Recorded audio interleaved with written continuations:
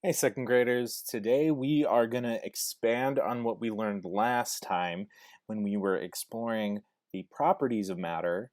We are going to dive farther into what matter is. So let's get started.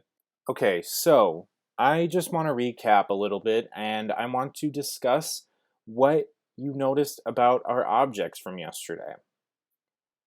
I'll give you a hint. It has to do with three qualities we haven't discussed.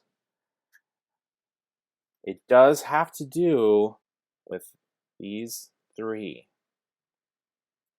We have a rock, we have milk, and we have steam. If you said or thought anything about gas, liquid, or solid, you got it.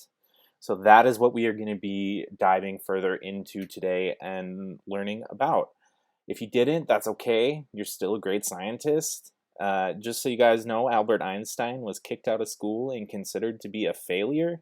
Then he made some of the biggest discoveries in modern science. He's considered one of the greatest scientists in human history. So don't beat yourself up over little mistakes. We learn from them. So we are going to discuss states of matter. So states of matter means an object's state as a gas, liquid, or solid. So you can see from the bottom, that is our kind of demonstration of gas, liquid, solid. We'll dive a little bit more into what this image means in a little bit. So for example, we have steam on the right, that is our gas. We have water, which is our liquid in the middle, and ice on the left, which is our solid. Okay, that's a really great and easy way to remember what the states of matter are. So we are going to watch this quick video. Ugh, it's so hot. Hey there, I'm making some strawberry popsicles. It's steaming hot today, and I really wanted to have one. But for them to stay solid, I'd have to put them in the freezer like these ones and wait for a while. Really? You don't know what a solid is? It's one of the states of matter. Don't worry, I'll tell you all about them right away.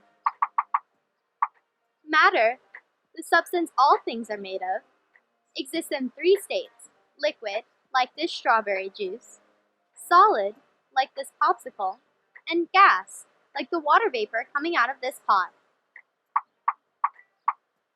Everything we drink is in its liquid state.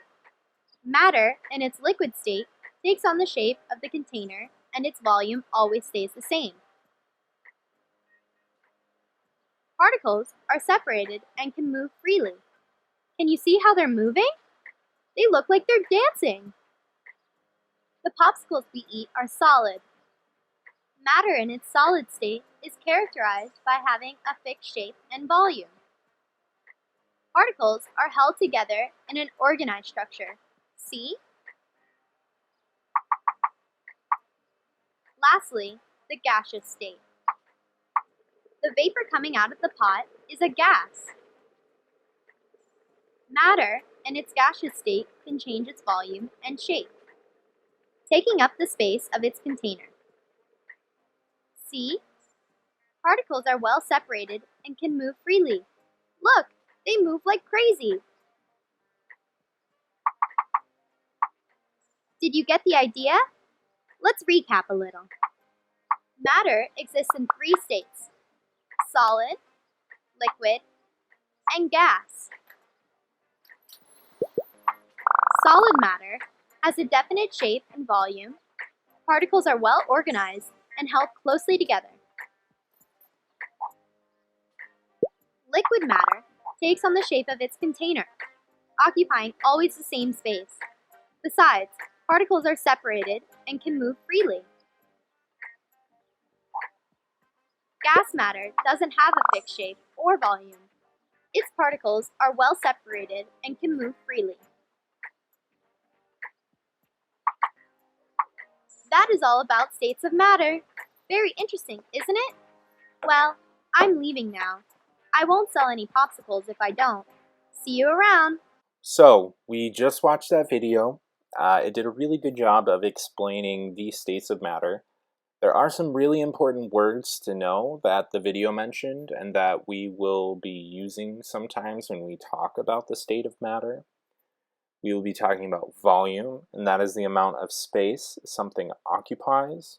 Particles, the smallest parts of matter, atoms, or nucleus. That is represented by our little dots in our picture. That shows where the particles that create, the particles are the makeup of that object. So matter is made up from small particles known as atoms. States of matter. So let's talk about gas. If an object is a gas, its particles are separated with no pattern, the particles move freely, and gases take the shape of their container. Now, I went ahead and pulled up a picture for you guys from Yellowstone National Park. That is a geyser erupting. That is superheated water, which then turns it into water vapor, or what we call steam, and it shoots it out. Because there is no container for the gas, it goes everywhere. It has no definite shape. Let's talk about liquid. If an object is a liquid, its particles are close together with no pattern. The particles flow and can move easily around each other. Liquid takes the shape of its container. This lake is, I'm going to try to say it, Plitvice Lake in Croatia. So as you can see, the water takes the shape of the container that it's in. So under the water, there is a basin, which is an area of land that's kind of pushed down that is holding the water. If you pour water into a cup, it will take on the shape of that cup. And last, we have solid. If an object is a solid, its particles are tightly packed in a regular pattern. The particles cannot move past each other, and solids keep their shapes. So solid, the particles are super close to each other, and they can't move around, unlike water or gas. So they cannot change their shape. Okay, so next for you guys, I want you to experiment with gas, solids, and liquids. So you are going to be using balloons, water. You will need a little bit of freezer space. You will need a container in which you can pop your balloons most easily. That would be like your kitchen sink. And you'll need something sharp or pokey to pop balloons. I would recommend using like a sharpened pencil or a pen. That should do the trick.